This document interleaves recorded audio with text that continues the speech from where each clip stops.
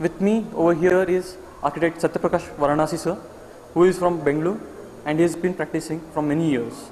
Welcome you sir. So we would like to know what is ecological architecture, like what does it actually mean? Sometimes what is around us, all around us, we fail to observe.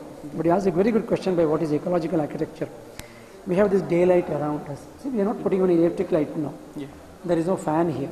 It's all open around. There is daylight, there is natural air, there are materials which are easy to maintain. For example, now here there is a granite. If I come here 10 years down the line, this would be the same.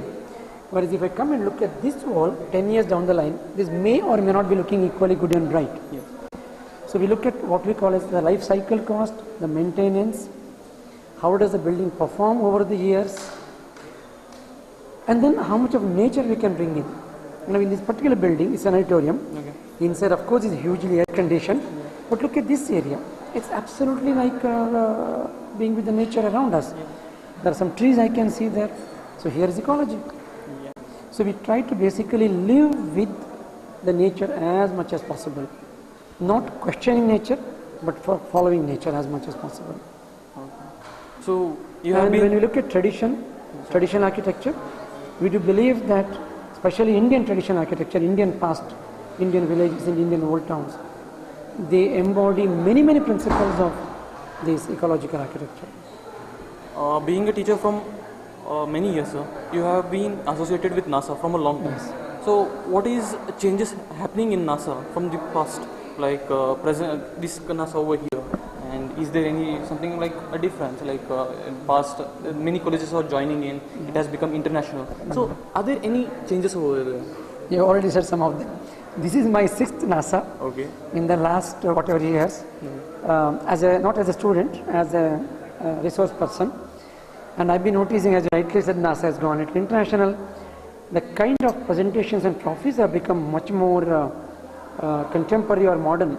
For example, the way the software is being used extensively today. Though I may have my reservation, in some areas I feel the software may or may not be appropriate, but in many areas they're very appropriate. The first NASA which I attended way back in '94 as a resource person, we didn't have all this.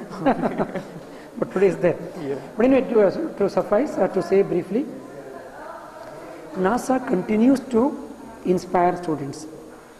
And we are very happy because architecture is the only faculty, only department or only subject in India where there is such a huge gathering, yeah.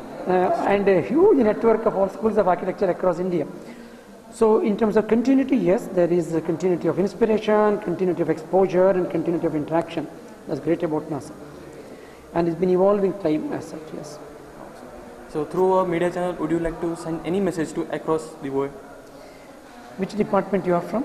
So we are from Information Science. Information Science. All that I would say is that if all the courses in any college, including BVB, if all the study subjects, all the courses in all engineering colleges, if they also have an all-India network like this, that will do good to everyone around. Thank you very much, sir. Thank you. All the best.